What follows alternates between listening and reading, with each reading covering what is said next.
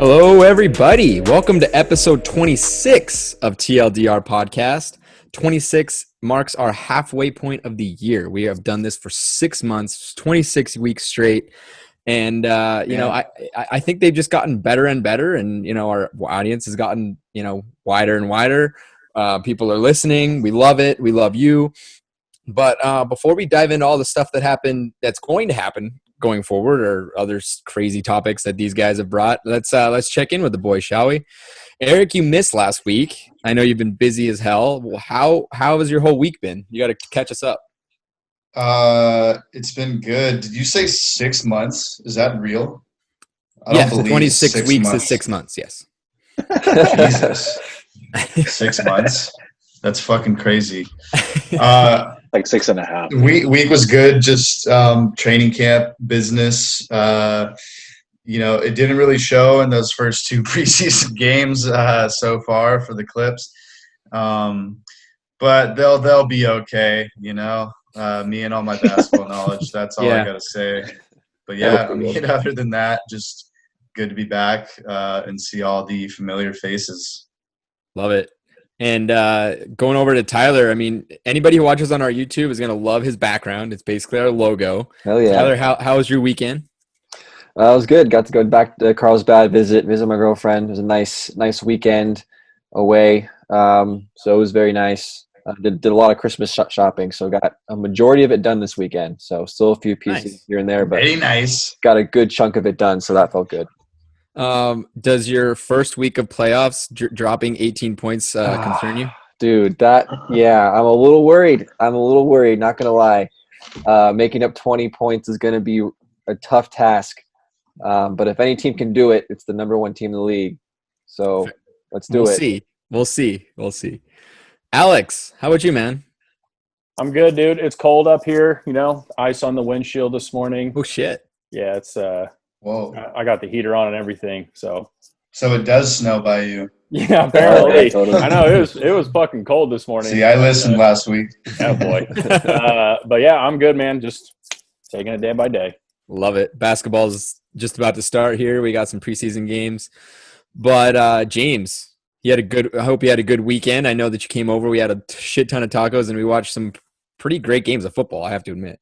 Oh, yeah. Dude, I've never had that many tacos before in my life. And that's saying a lot because I eat a lot. There were so many leftover tacos. I don't know what you did with it. The dude bought 70 tacos. It was 20. Crazy. Yes. From where? Just some place down the street. It was just me, him, and Kylie. And we had so many tacos and rice and beans. You What actually kind of bought tacos? 70 of them?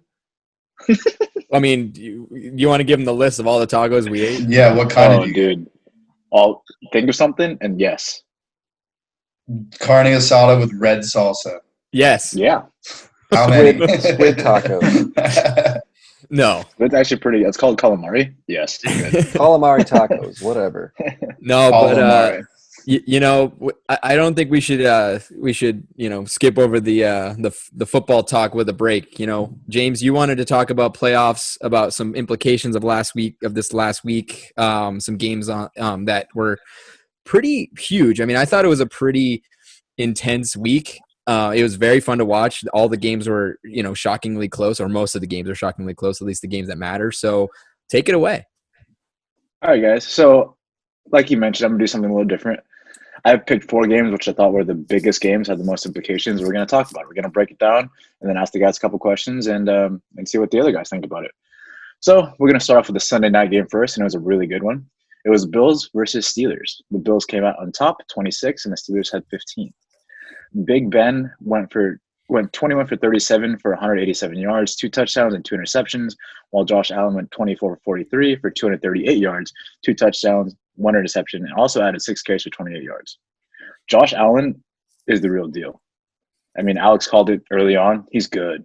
He's not picked apart 2 great defenses in the last 2 weeks, and that's the Niners and the Steelers. Pittsburgh's run game looked horrendous, and they've been struggling out of late. They only put up 47 yards and 17 carries for the entire game. The Bills, on the other hand, looked really good. They had 104 yards rushing. However, the biggest storyline is Stephon Diggs. He went off. He had 130 yards on 10 receptions and a touchdown, and now he leads the league with 100 catches. Crazy.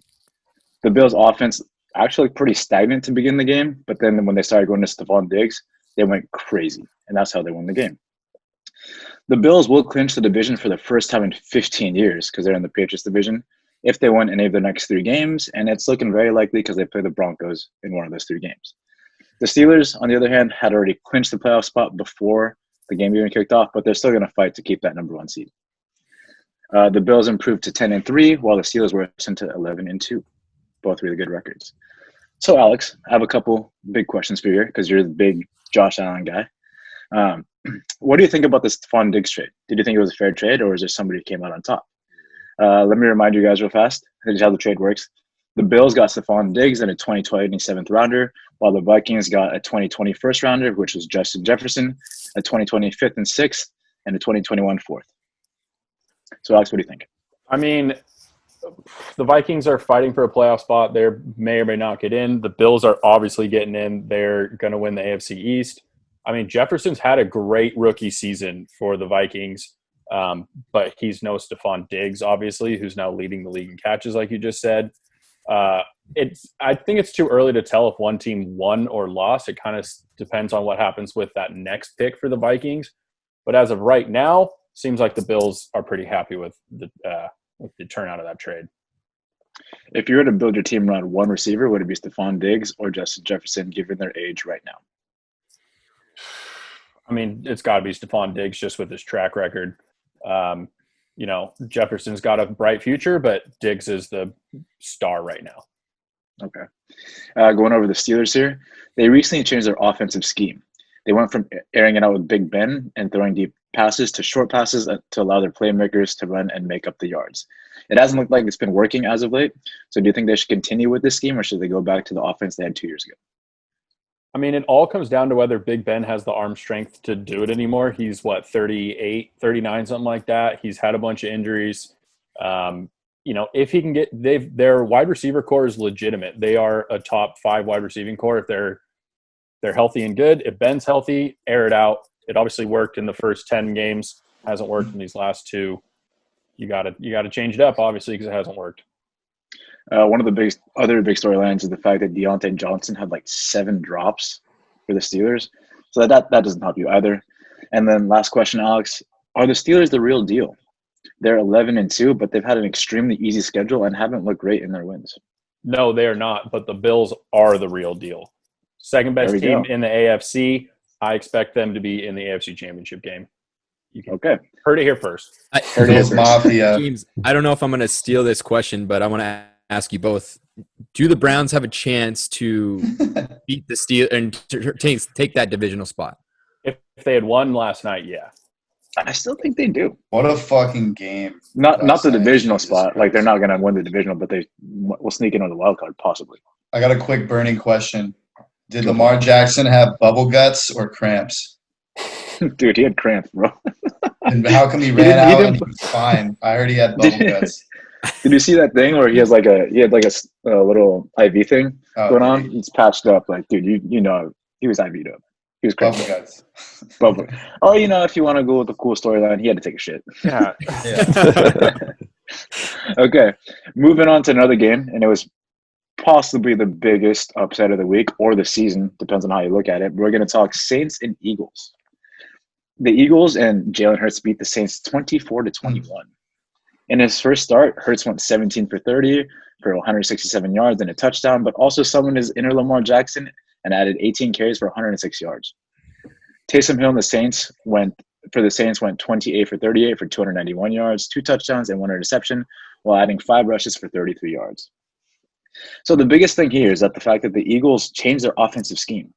They ran a lot more RPOs this entire game, which unlocked the rest of the offense and allowed Jalen Hurts to run free. And this also allowed Miles Sanders to put up a monster day. The dude had 14 Ks for 115 yards and 2 touchdowns. It also helps that the Eagles have most of their offensive weapons back except for Deshaun Jackson. He's the only person that's really injured for that receiving core. The Saints have clinched their playoff spot, but are still in the running for first in the NFC, and that means that's a first-round bye for playoffs. Drew Brees is set to return. He's right around the corner. He could be this week or next week. I don't really know. It really depends on him. So look for them to make a push for that first place spot, which Green Bay has, I believe. Tyler, as a resident Eagles fan, I have a couple questions for you. What do you think about Jalen Hurts in this game? Loved it. I mean, I think it was a breath of fresh air, I think, for Eagles fans to actually see a quarterback actually do his job well. I think it was pretty great. I mean, obviously, it's a very small sample size. It was his first career start.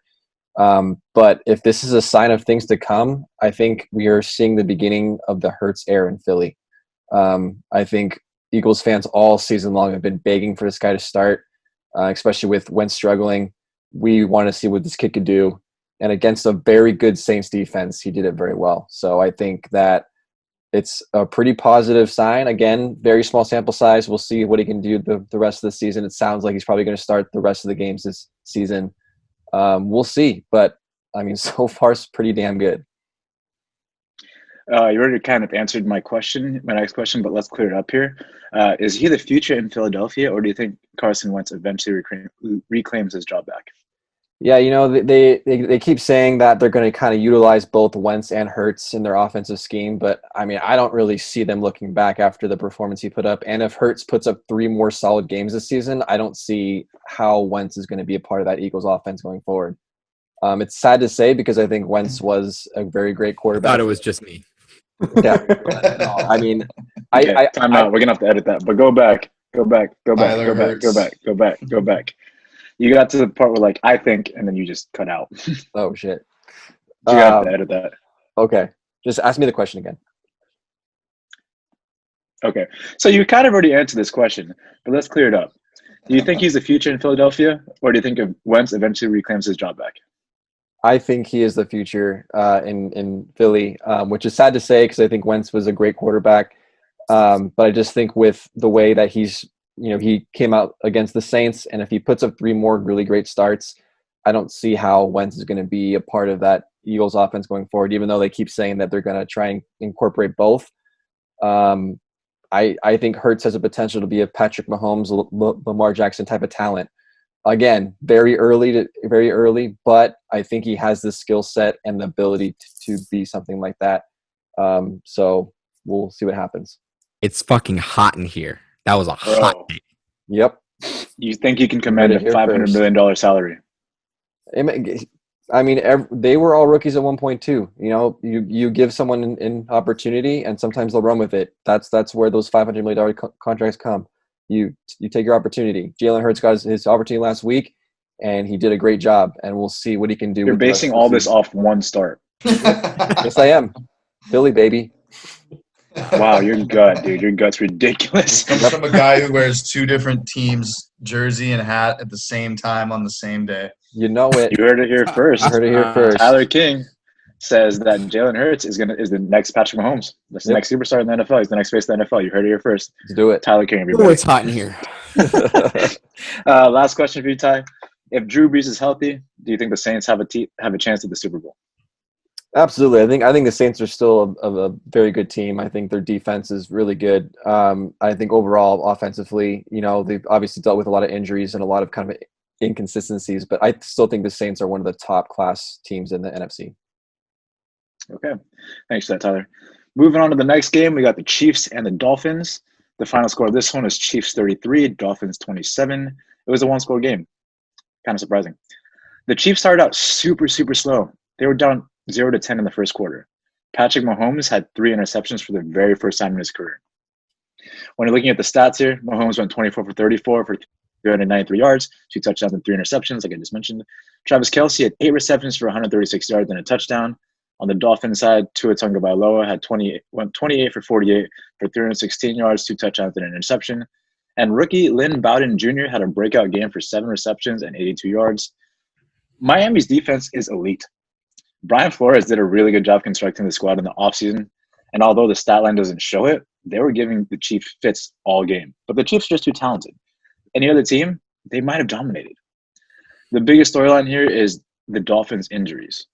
Devontae Parker went out in the first quarter with a leg injury and never returned. Mike Gesicki went out in the second half with a shoulder injury, and Jakeem Grant also had a leg injury.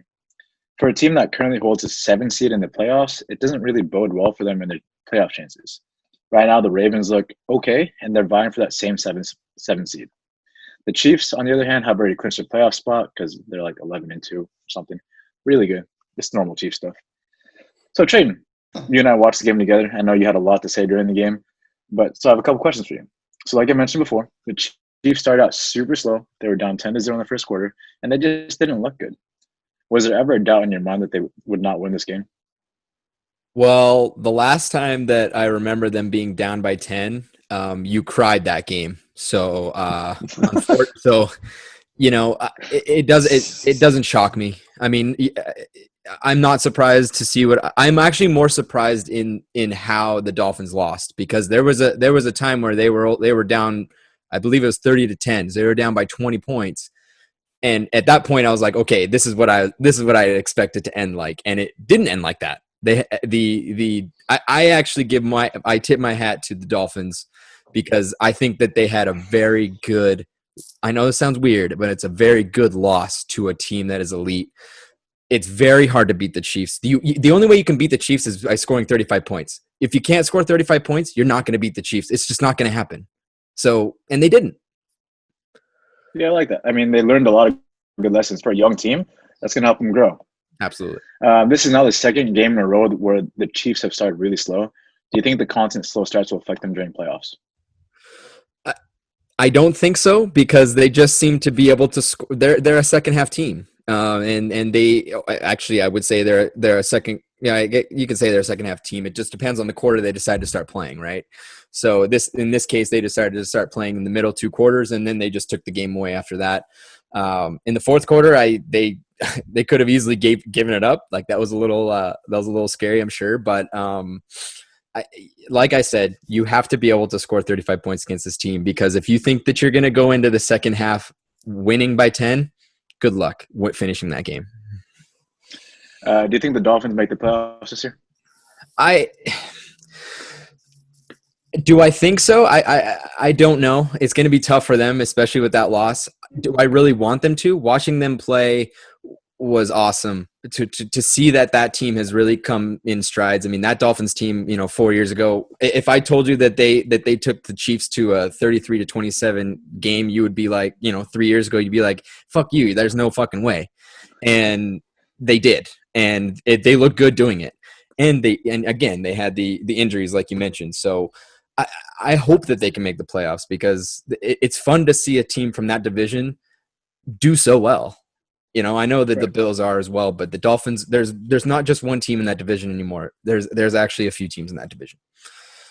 The biggest thing that you said, it would be nice to see them, because last year it took them like 2 months to win a game. It was tank for Tua, and they didn't tank for Tua because they won at the end, but still got Tua anyway. So it's poetic. It's really cool. Moving on to our last game that we're going to break down here, it's going to be Vikings versus Buccaneers. The final score was Buccaneers 26, Vikings 14. The Bucs have a record of 8-5 and currently have the 5th seed, and the Vikings are 6-7 and are just 1 game out of the wild card spot. Dalvin Cook had yet another great day, and this time it was against the number 1 ranked rushing defense. He had 22 carries for 102 yards and a touchdown. The Vikings offensive line did not have a good day. They gave up 6 sacks or 52 yards, which also caused Kirk Cousins to have 2 fumbles, and he lost one of those fumbles.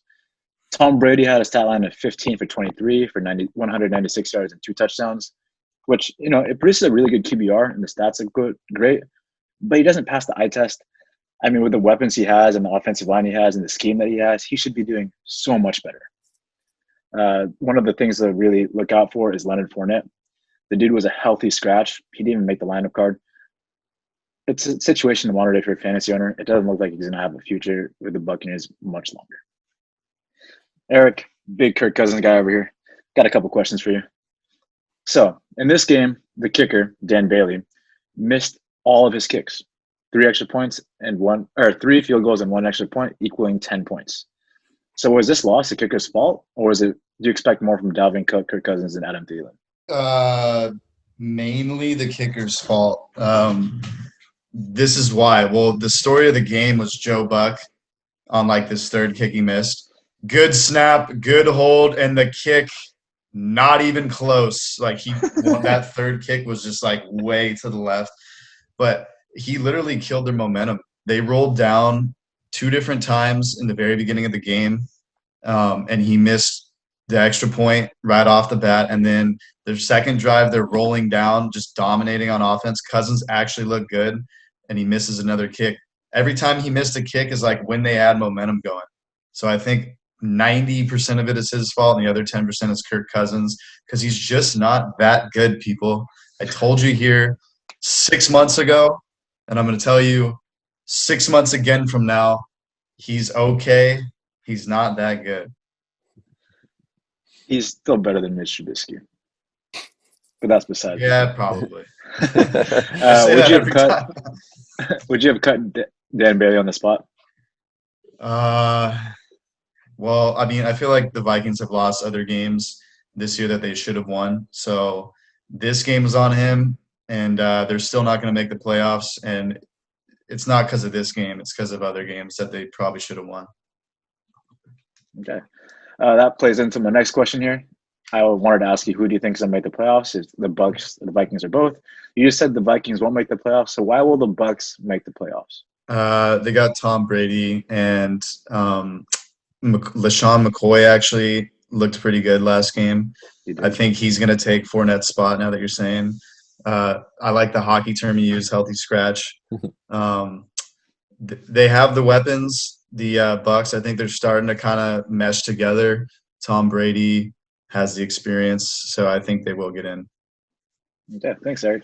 Last thing I want to do here, that covers all our games. I want to go around and ask the guys, just real fast, a hard hitter, who's going to win the Super Bowl? Alex, I'll start with you. Oof. Who's going to win? Dude, Chiefs. Let's be real. They're the best team in the league. All right, Eric. Titans. Oh, Derrick Henry. Traden. The Indianapolis Colts. That's a dark horse. And Tyler. I'm going to go with my LA Rams. That defense has been playing super well of late. I think they carry that into the postseason and run away with a Super Bowl win.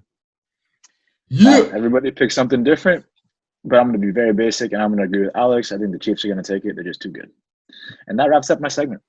Thank you very James, much. before we let you go, here's the biggest question that I have for you on the spot. Out of the AFC, what is the one team that could beat the Kansas City Chiefs in that conference championship? Raiders. The Las Vegas Raiders? Yeah, dude, that's their kryptonite. If they were in the game, yeah. If they make it, that's their kryptonite, man. So because simply the Raiders can actually put up enough points to beat the Chiefs. That's it. That's all it is. It's because they've done it before. Got you. It's possible. I like how you went around the horn. We all had different answers. I'm just going to say I have the Colts. Why? Because they actually have a pretty solid defense, and I do think that their offense is coming along. I do think that they could beat the Chiefs in that conference championship. But I digress. With that, we're going to take a break, and when we come back, Tyler's going to take us through a journey of concerts. Who does everyone want to see? Past, present, who knows? Well, stay tuned.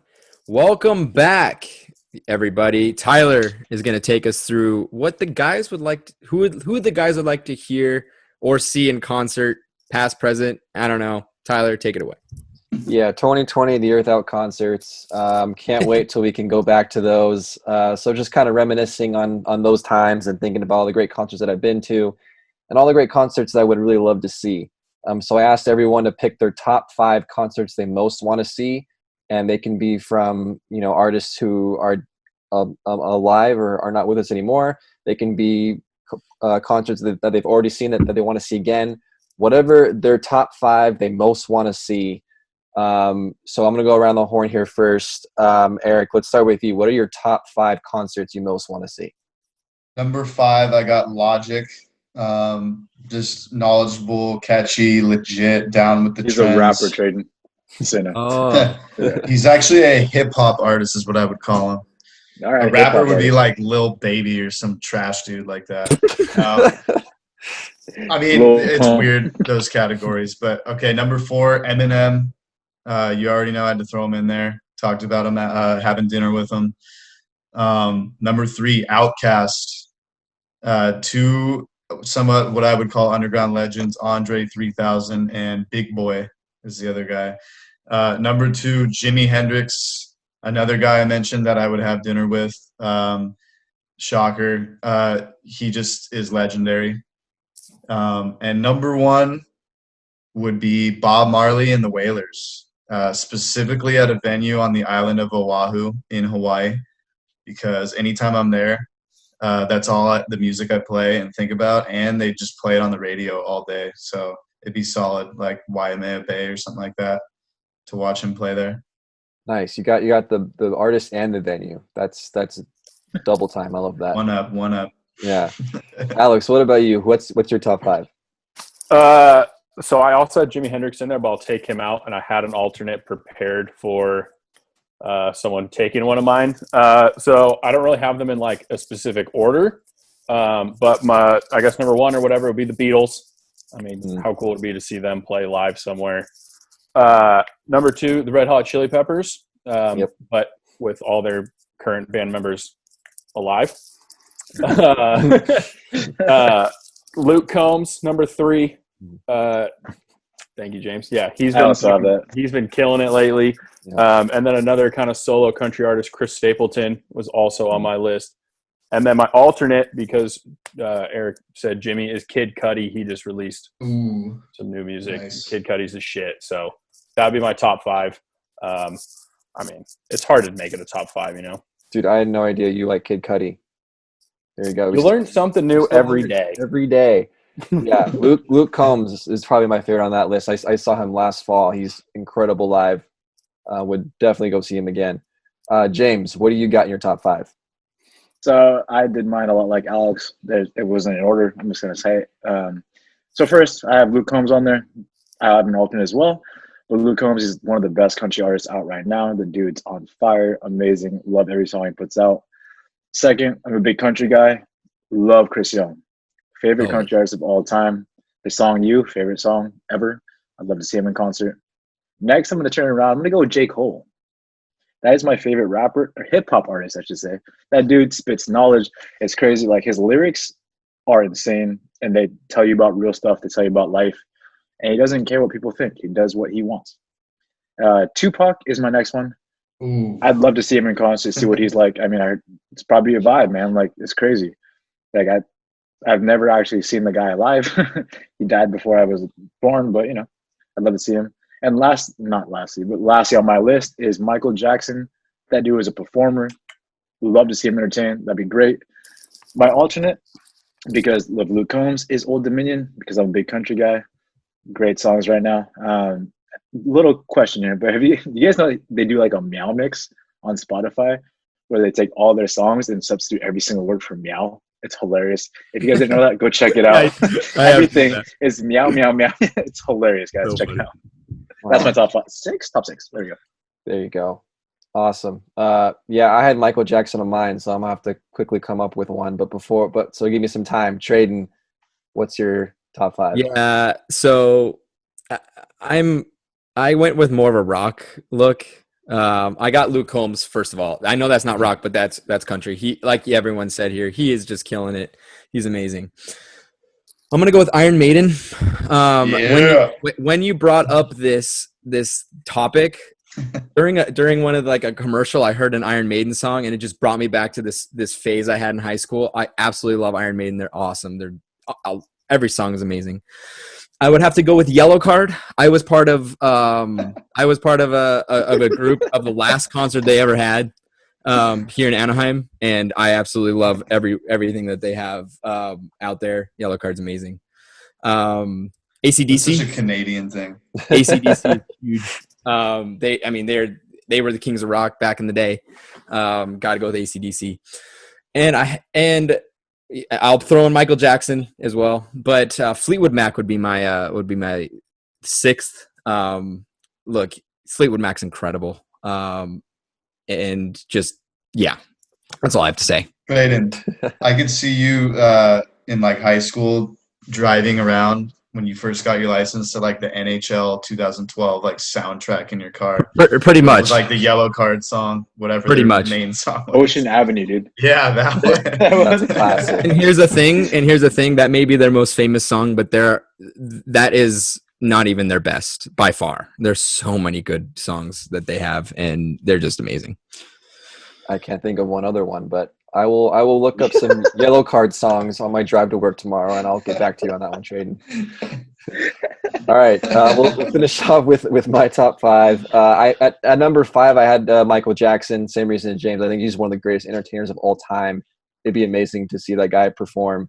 I guess an alternative I think would be Stevie Wonder, kind of same 80s kind of pop music. I think Stevie Wonder has so many great songs and is a great performer as well. So I would love to see Stevie Wonder live as well. Coming in at number 4, this is a band I've already seen 4 times live. Imagine Dragons. I mean, they're so good. Every time they come on tour, I want to see them. I think they're an incredible band. One of my favorite bands of all time, and one of my favorite concerts I've been to. I'll see them every time that they're on tour. Coming in at number 3 is Linkin Park.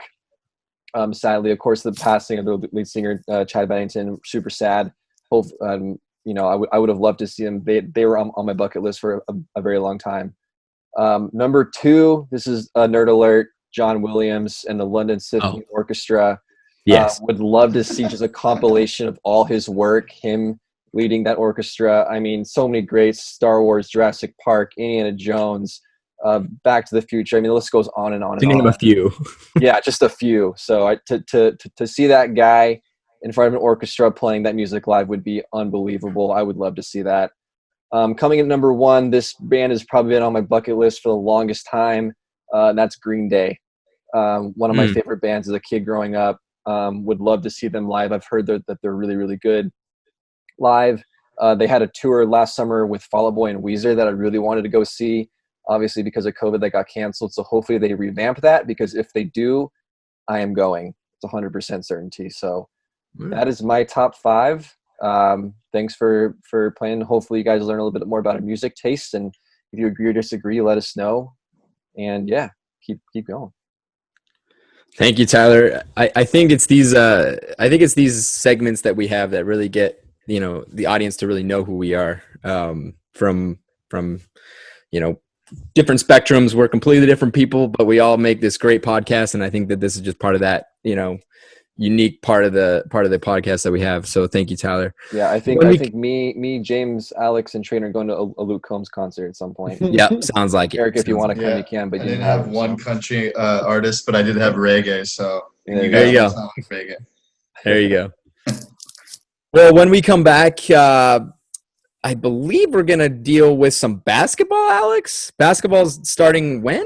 2 weeks? No, 1 week. Let's go basketball. 3, 2, 1, and we're back. We are a week away from basketball. The NBA season is just about to begin, just before Christmas.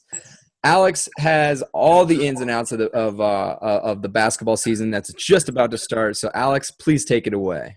Yeah, Eric talked about basketball a couple weeks ago, and we were kind of with the draft and trades and rumors and stuff. But now basketball has started. The preseason's going on.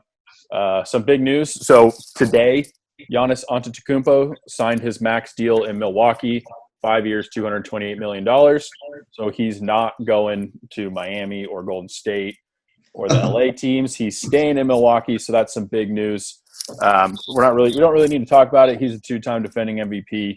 That pretty much cements that Milwaukee will be a team to beat in the East for the next couple of years. Another team in the East that's coming up, the Brooklyn Nets. Remember that guy, Kevin Durant? Yeah, he's healthy this year. Kyrie is healthy, supposedly. I don't really know. James, you wanted to talk about the Nets. So what do you think? So KD's healthy. Kyrie's healthy. The East has always been weak compared to the West. How well do you see that Nets team finishing? Are you expecting prime KD, or does he need a little time to get his legs underneath him? That's a pretty loaded question, but I'm going to answer the back part of it first. I'm going to talk about KD. I think we're going to see prime KD. The dude had a long time to recover, and he's like, Achilles surgery nowadays is way more advanced than it used to be. In years past, it'd kind of be like a death sentence in terms of career, but nowadays it's like it almost never happened. It's crazy. You watch NFL players like Richard Sherman come back, and he plays Pro Bowl level next year. People come back from this all the time, and it's just they're okay. I don't know if you guys saw his tweet that he sent out, but he sent out a tweet saying that his MVP form is coming, and I believe it. The dude has to silence a lot of doubters, and he has a lot to prove. And so I look to him being way more motivated than he was before, and he's gonna use that to fuel him to an MVP season. So I think he's gonna give Giannis a run for his money this season. I think the pairing of Kyrie and KD is phenomenal. Those are two really great players that complement each other. They have two different styles. KD is a really good spot-up shooter. He can get to the basket. Kyrie can handle the ball really well and move and operate your offense under any circumstance. That paired with DeAndre Jordan, like that's rebounding right there. So if you miss a shot, you got DeAndre Jordan who averages like 12 rebounds a game. Like that's a pretty complete team there. In terms of their success, I think that really hinges on Steve Nash. That's their new head coach. This dude has never coached before. Like, what kind of system will he run? Will he bring the team together when it gets tough? Can he make tough decisions? Typically, the best coaches are players who are on winning teams but weren't the best player. That's because they know how to win because they've seen it first and foremost, but they weren't the best, so they were able to relate to other players who weren't the best. Steve Nash was the best. I mean, he played at Dirk Nowitzki, but he's one of the best players to ever play in the NBA. I mean, he was a point guard, and that helps him be a coach. But I don't know. Can he be the best coach for the Nets? Can he make everybody mesh? That's a lot of personality to mesh as a first-year coach. Yeah, I thought that was a surprising hire. It feels like it came out of nowhere. If they're healthy, I can see the Nets being a top 4 seed in the East. I don't know if they will make a title run, but I think they're definitely a more formidable team this year than they were last year. I mean, any team that has Kevin Durant, a healthy Kevin Durant, is a formidable team. Sticking with the East, Eric, we're talking about the Charlotte Hornets. I don't know if we've ever talked about this team on this podcast before. They got the 3rd overall pick. They picked LaMelo Ball. Then at a left field, signed Gordon Hayward to a 4-year, like $200 million contract.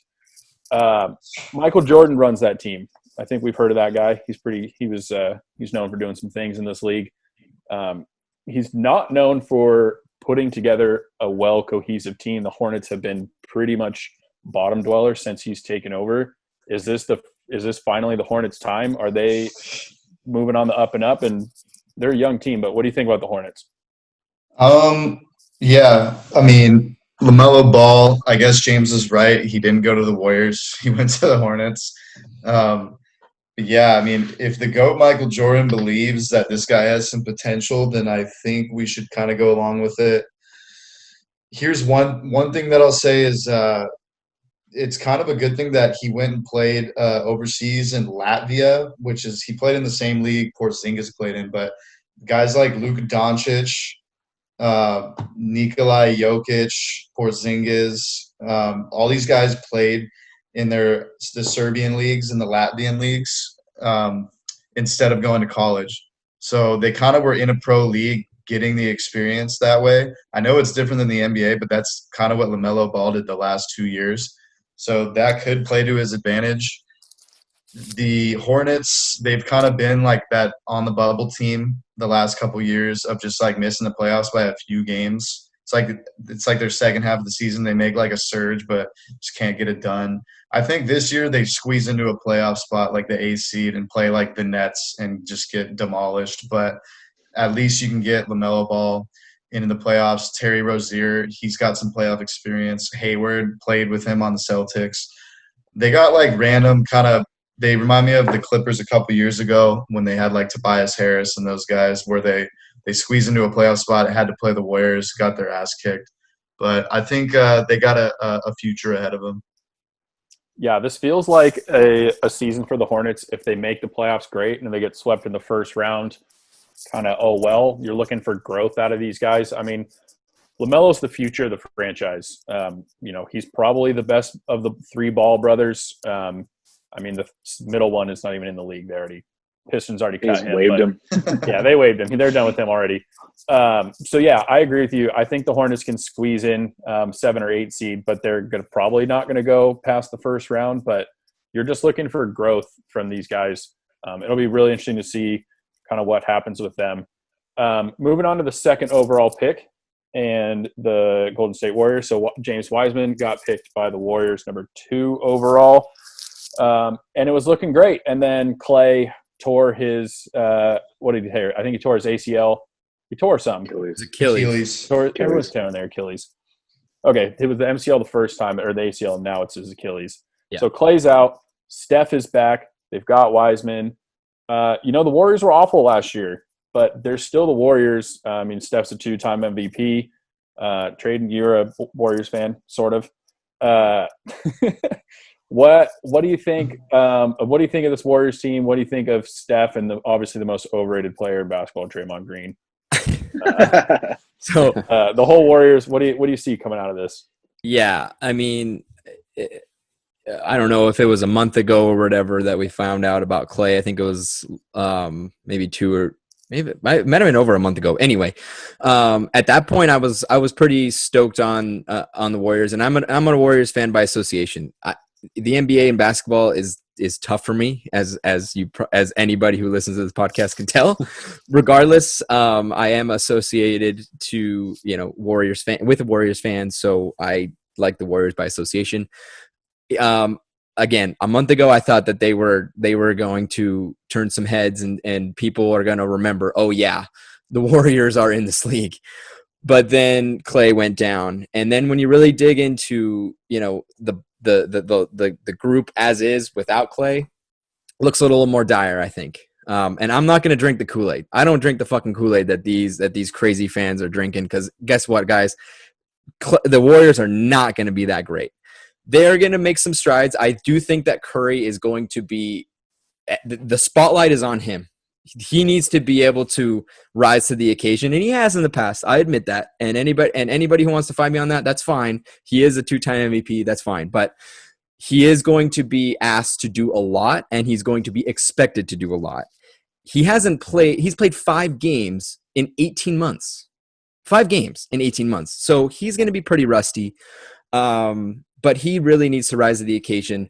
This Wiseman pick, I think that he's going to have to fight for his position as a starter, but I think he's going to win that position eventually. And I do think that he's going to I think he needs to be the player that the Warriors expect him to be and want him to be. Otherwise, if he's anything less than that, he's not going to be the team's not going to fare that well. I personally think, and I like Draymond Green personally, and now that's fine if you guys want to shoot me down off that. I think he's gonna have a little bit of a rebound now that he's got his boy Curry back. But looking at the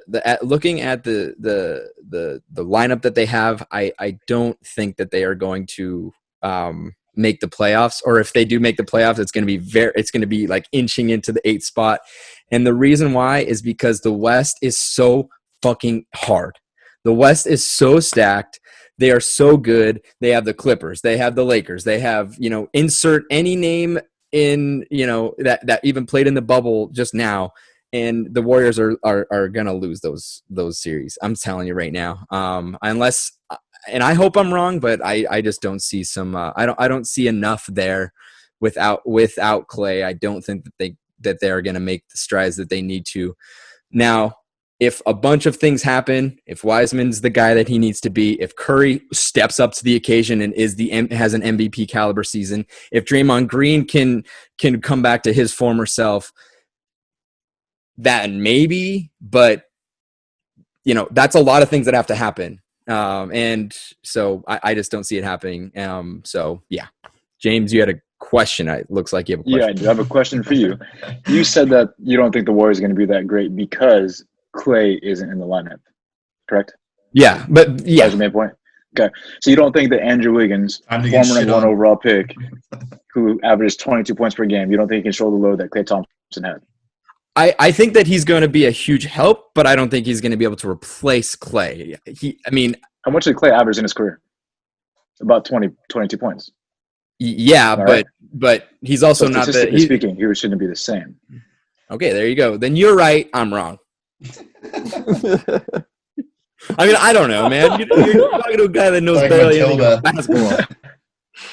Oh, man, that was easy. Damn. Got him. I was hoping for more discourse here. Discourse. I can't beat that. Clay's proven. Clay's way more proven than Wiggins has in the past 5 seasons. That's all I can say. I mean, Yeah, They had Clay. a better team. Clay is I one mean, of the like, for a long all-time Yeah. great wing defenders. He's one of the great shooters in NBA history. You can't compare Clay to Andrew Wiggins. That's the most. I'm just talking straight ridiculous- offense here. That's I don't care. It's the most ridiculous comp we've had in a long time. I say they're a top 8 team. I say they make the playoffs because Andrew Okay. Wiggins is on that team. Okay. I mean that's fair, but Trading though, you're not wrong. The West is insane. I mean, you think about it. The Suns got better with Chris Paul. Dallas is looking good. Memphis is going to be better. The New Orleans Pelicans are going to be better. Really, the only 2 weak teams are the Kings and the OKC Thunder. That's literally it. Everyone else legitimately has a shot to make the playoffs. But Tyler, let's finish with you. Your boys, the Lakers, defending champs, did some tinkering this offseason. Got a little bit younger, brought some other guys in. Marc Gasol, Trez, Eric, Harold jumped ship, Schroeder, Wesley Fuck 'em. Matthews. Fuck them. What do you, Tyler? What do you think of this? The Lakers retooling. I can't really. They obviously can't be rebuilding as the defending champs. Are they the team to beat in the West? 100%, hands down. I mean, obviously they won the championship, so I think any team that wins the championship automatically has that target on their back. But I think this Lakers team got a little bit better in this offseason. I think, you know, they lost a lot of their supporting cast. Obviously, LeBron and AD are still back, and they're going to be the main 2 guys. But, you know, the guys they brought in, like they're mentioned, I think they're a little bit, like you said, younger. I think they're a little bit more talented. No disrespect to the guys that left, but I really like this new group of supporting cast members, if you will, that the Lakers have this season. Time will tell. Obviously, it's a lot of new guys coming in, so the chemistry is going to be different. How they fit in with that Frank Vogel defense and all that's going to be a little bit different. So time will tell with that. And then they got this, you know, Talen Horton-Tucker dropped 33 points against Eric's Clippers in the preseason game on Sunday. I mean, who knows? Maybe there'll be a surprise or two. I think this Lakers team has obviously a lot of talent, and I think they have a lot of depth. They really don't have any glaring weaknesses. For me, they are the easy team to beat in the whole league. So I see them as favorites winning the NBA title again. So you think this the guy you just said, whatever his name is, he's the next LeBron James? It's No. like you saying Hurts is the next Mahomes. I was Way waiting different. for you to say that. Completely different. Preseason game. Yeah, speaking of those preseason games, the Lakers did beat the Clippers in their first 2 preseason games. LeBron and AD did not play. It's preseason. You can't really take all that much into it. Speaking of the Clippers, Paul George did sign a max deal also to stay with the Clippers. I think that is a really interesting move for them, especially with how poorly he played. Not poorly. That's a strong word. I would say inconsistent play he had in the playoffs. Paul George is obviously an elite talent in this league. It'll be really interesting to see what happens with the Clippers moving forward with Kawhi, because he can become a free agent after this year. And if the Clippers have another early exit, does Kawhi look for greener pasture somewhere else? That will be really interesting. Very last thing, James, we have to talk about Zion. We have to talk about the New Orleans Pelicans. So Zion missed a fair amount of his rookie season due to injury. He's built like a linebacker. I mean, I think there's injury concerns surrounding Zion already. What do you think? What do you think from Zion? Are you looking forward to him being on a court for a full season? Yeah, I definitely am. That guy's electric. He's explosive.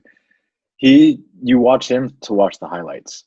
It's not so much the fundamental plays you look to. You look for the highlights. He makes big plays, splashy plays. Like you mentioned, he only played 24 games in his first season. So having that season under his belt and having the rigors of an NBA season and all that, and having access to the world's best in terms of medical staff, aka Eric, I don't think he'll be injured that much more often. He averaged 22 points and 6 rebounds in his first season, aka 24 games. But on top of that, I think the Pelicans will do well this year. I think they're going to make a push for the 6 through 8 seeds in the West, mainly because every single one of that young core has improved tremendously every single year. I mean, Brandon Ingram is the most improved The dude put up great numbers, 24 points per game. Lonzo even improved too. His numbers improved. And Josh Hart. They also added some really good veterans that know how to win. Got Eric Bledsoe and Steven Adams, and they have a new coach, Stan Van Gundy, who has a long track record. The dude has coached over 900 games and has a winning record in those 900 games. There's a lot of good leadership there for a young core, and I think that they're going to succeed this year. Yeah, the West, like we were talking about earlier, is insanely deep. The Pelicans could go anywhere from the 5 seed to the 12th seed, and all those teams could be a matter of 4 games apart. The West will be crazy interesting. One last thing to watch: James Harden did show up to Rockets practice and played in a preseason game, even surrounding all these trade rumors. Russell Westbrook did get traded away to the Wizards, and John Wall came back in that trade. The Rockets did sign Boogie Cousins, who's coming off another injury. The Rockets, I feel like, are one of those teams that, like, sort of like the Warriors, we have no idea what they're going to be this year. But this season will be crazy interesting. A lot of storylines. I'll probably keep talking about it until it finishes and or gets shut down due to COVID. That's basketball for you, Traden. Well, let's hope that doesn't happen. Yeah, agreed. Well, thank you, Alex. I'm excited for it. I mean, as excited as I can be. Clearly, as you guys saw in this segment, I don't know what the fuck I'm talking about, so don't listen to me. I mean, I'm worthless here. But when we come back, we're gonna finish this podcast with some dessert. Eric's gonna take us through our favorite desserts and our least favorite desserts. 3, 2, 1, and we're back. And we can't finish this podcast without a little bit of dessert. So, Eric, please take us through your segment, which is all about the yummy good stuff. You knew I had to mention more food on this podcast. I do like Alex's food topics as well. We haven't really talked much dessert besides like the whole pumpkin pie rant I think that Alex had a couple weeks ago. As I normally do, I'm gonna chime about a quick history of dessert, the best and the worst, and you guys probably won't agree, and you'll just interject, which is what I want. So here we go. Quick history. The first dessert that was known and noted was in 3000 BC, apparently. And this was fruit and nuts rolled up together with honey. In other words, candy. This was the first attempt at dessert. And around this time, sugar was expensive and considered a royalty. Therefore, mainly only the wealthy had access to creating and eating such desserts. And that's probably why they were fat. And like you see in those pictures, you know. So I'm going to start it off with my 3 worst desserts. Number 1, fucking peanut butter cookies. Just straight What peanut the? butter. What are you gonna get peanut butter, bro? 100% agree. Yeah. 100% No. agree. Because like it's Well, just because so you would basic. die, James. It's like I'd rather just take a bite of peanut butter with a spoon. And James Yes. would die. Yeah, he would. Well, that's his problem. Yeah, Yeah. more for us. Number 2 of the worst, rainbow sherbet. Who the fuck came up with this shit? It's just trash. Too many fruitful combos, weird colors. Doesn't intrigue me. My other worst would be pecan pie. Ooh, I agree. There's nothing special about it. It just tastes like a bunch of, you know, pecans and almonds or whatever else the fuck they put in it with sugar to mash It's a it pecan together. pie. What else would it taste like? Yeah, not good apparently. James, what are your 3 worst desserts? Number 1, puff pastries. It's bread and whipped cream, basically. Oh wait, you're talking about That's cream pretty much puffs? it. Oh, dude. Yeah, that's- cream puffs. What? Those are good. The Hey, fuck? this is mine, not yours. Okay. All right. It's just it's too. I don't know, there's not much about it. Number 2, bread pudding. It has to be done right for me to really like it. Otherwise, it's way too thick. Sometimes it's too dry. If it's done just right, it's done really well. But other than that, like if you just have bread pudding on its own without any ice cream or anything, it's kind of eh. And lastly, I have popsicles because to me, that's just like sugar water. Yeah, those are trash. Yeah, it's No. frozen sugar water. I don't know There's about no that. substance there at all. Yeah, No. and I have sensitive Not teeth. about so the yeah. substance. Dude, It's the always big about the steaks, substance. Nah, dog. so refreshing. Okay, let's switch it over to Alex. Wait a second, not about the substance. I thought you didn't like pumpkin pie because of the substance and texture. let's take a look. What are your 3 worst, Alex? Hey, well, first of all, you took it. Pumpkin pie, garbage. See you later. Yeah, so that one's not a big surprise. I feel like this one might come in hot. Cheesecake. Oh. See you later. Depending on the Fuck flavor, off, dude. yeah. Straight and left. Can we just cut it? Cut it. Traded Good pie. Also, that shit is terrible for you. Yeah, it is. So, Who cares about So health? is We're talking about everything on this dessert. list. I don't care. Dude, I hate cheesecake. I don't care. And my last one is just anything with coconut in it. Damn it! Yeah, you and I. I'm so glad you and I are not friends. Fuck. So Fuck glad. coconut. Doesn't need to Yeah, be. I mean, it'll ruin it. Coconut's it's Love coconut. Tyler, Yeah, you're ravaged and rattled down there in the bottom right corner. What are your 3 worst? Literally, my number one. I literally wrote out anything with coconut in it. You stole my Wins. thunder, man. Sorry, bud. Oh well. Okay, well, that is the worst dessert, and the coconut's just—it's horrible. The texture, the smell, the taste. It's just I don't know why It's people. kind of like good it. for you though. My dad loves coconut. I don't know. I feel like I'm not related to him in that sense. It's just I don't understand. But like he Maybe would you're always have not. cake with coconut on it, and no one would eat it because no one liked coconut. He just Wait, isn't it German chocolate cake? Doesn't it have coconut? no. I thought it Yeah, does. Aware. No. I'm pretty sure. No, I mean, you can put I coconut think on the it if you Germans want. love coconuts, dude, and you're German. So That sounds not correct. We should fact check that. I'm fact checking it right now, so keep going. Okay. There are a keep lot going. of coconuts in Germany. Okay. Yeah. Right.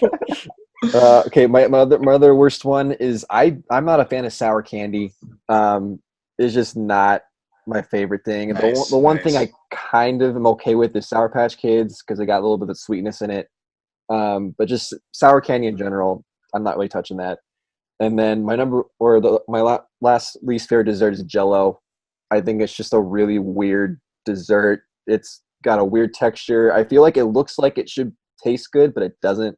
I mean, I've never had good tasting Jell-O. It's a weird food. So I just Jello's only Yeah. for like if you're in the hospital. yeah, it's Yeah. just I feel like if something is a staple in a hospital, it's just not good. it's like a wounded dessert. Yeah. Traden, speaking of wounded desserts, I bet you got some bad ones. Let me hear your 3 worst. Yeah, you guys aren't gonna like me, but first of all, there is coconut in most German chocolate cake. Wow, Tyler. Suck it. Jesus. but I again, There you go. I'm just a fat guy. Look, I'm not really a dessert guy, so I Dang. don't like most Jesus cakes. Christ, get Just out. don't do it for me. So that's my least favorite. It's just cakes in general. I'm You're not the a one huge- that ate a cheesecake during the podcast. I didn't say cheesecake.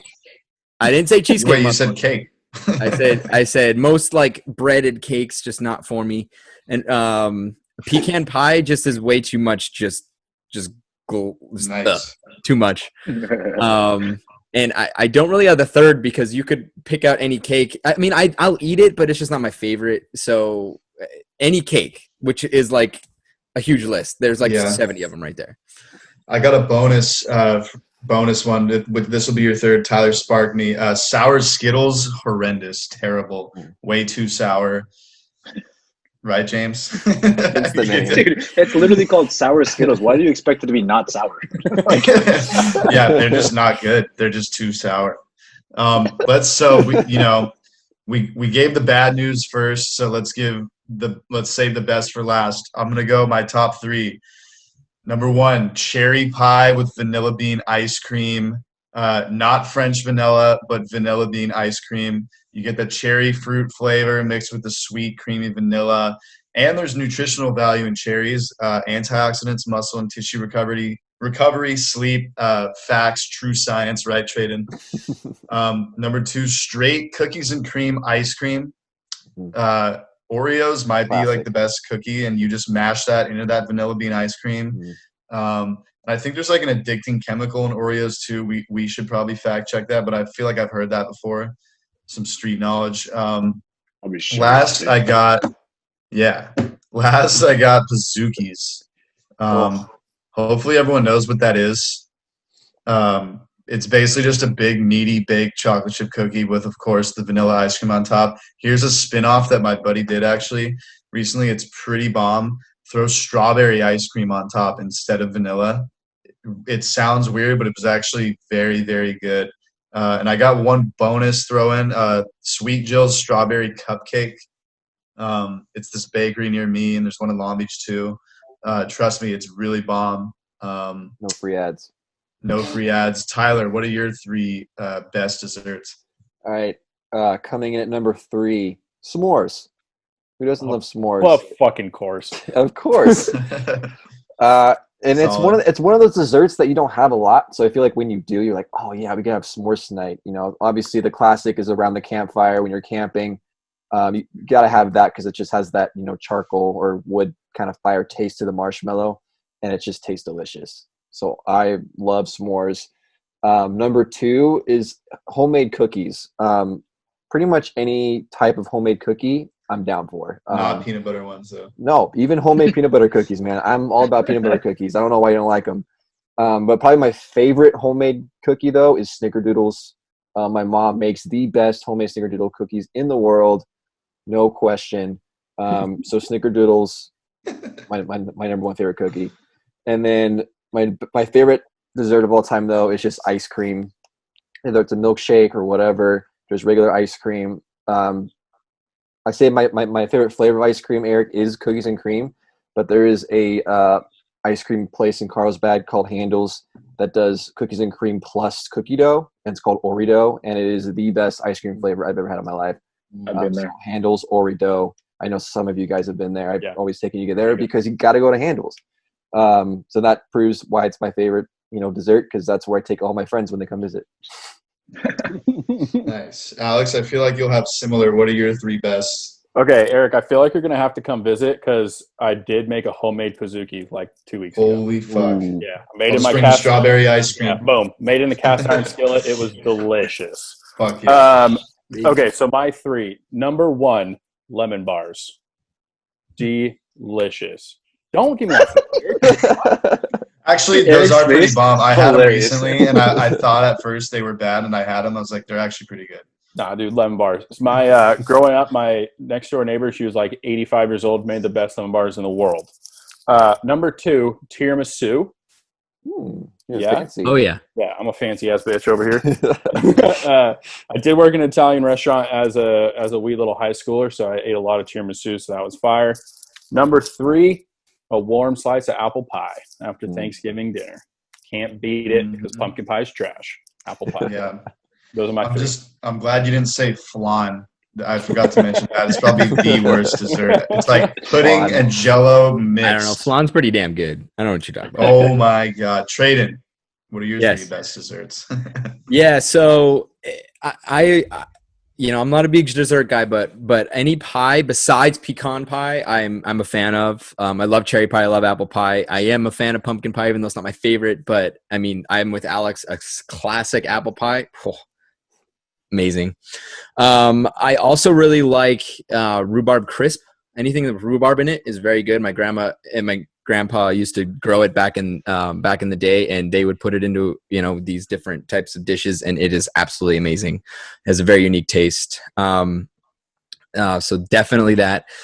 Any cheesecake. I literally love cheesecake. Like, just I devour that stuff. So I say I don't like dessert, but anything that has to do with cheesecake, I'm there. And my favorite right now is edible raw cookie dough.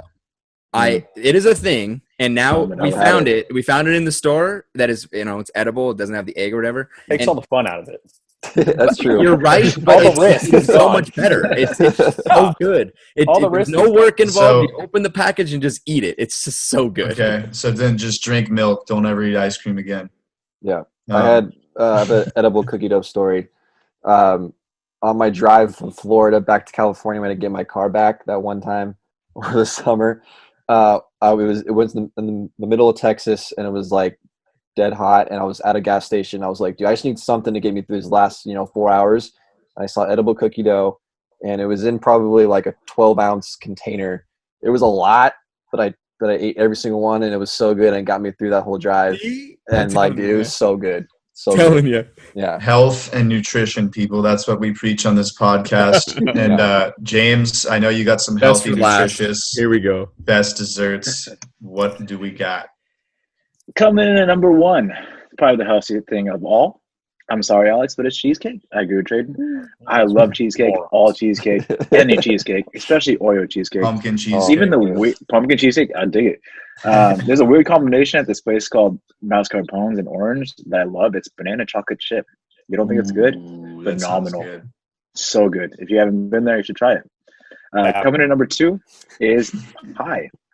I love pie. I love all pie, but more specifically, my favorite of all time is banana cream pie. Going with that right there. And last but not least, Eric wants to talk science, so we'll talk science and nutrition here. It's milkshakes. So you know how they tell you, after a workout, you drink chocolate milk. I say go get a milkshake instead. It's kind of the same thing, but even better. So get a milkshake. Go to Boom. Chick-fil-A, get the chocolate milkshake, and then go drive to Cane's and then get your meal at Cane's because it's better. Yep. Nutrition. I got some bonus things that kind of sparked me. I've actually been super into chocolate bars lately. There's a brand, Tony's Chocolonely. They have them in like Sprouts. They just got them at Pavilions, probably Ralph's, Whole Foods. They're bomb. There's like a pretzel dark chocolate. There's all these bomb ones. Kind of sounds like a girl on her period, but still, they're really bomb. The cravings I have for them. Here's another thing that you folks should try out if they still do it. The cherry dipped cones at Dairy Queen. They're actually super bomb. It's like the chocolate dip cones, which are actually pretty bomb. That'd be like my number 4 on the list. Chocolate dip vanilla cones from Dairy Queen specifically, just because their vanilla is straight fire. But yeah, I mean, we could talk about dessert for days, but that's all I'm going to leave you guys with for tonight. I love it. I'm not, like I said, desserts are okay, but I know that people love them, so I'm glad that you brought that one. I think that most people like desserts, not everyone's weird like me. But I think that wraps up the podcast, boys, and audience, ladies and gentlemen. I will say the boys we had discussed, and I believe we're going to take the next week off for Christmas. We're all going back to our families to see to see our families, be with them as much as we can. So we're going to take the week off so that we can do that. So it gives you guys the week off to enjoy your families as well. Eat some pies, cakes, desserts. It's Christmas week. Let's go. And when we'll be back the week after, just before New Year's. We want to wish everyone a Merry Christmas, or whatever happy holiday that you follow or celebrate. Please be safe with your families, and we look forward to seeing you guys after Christmas. And with that, that's the podcast.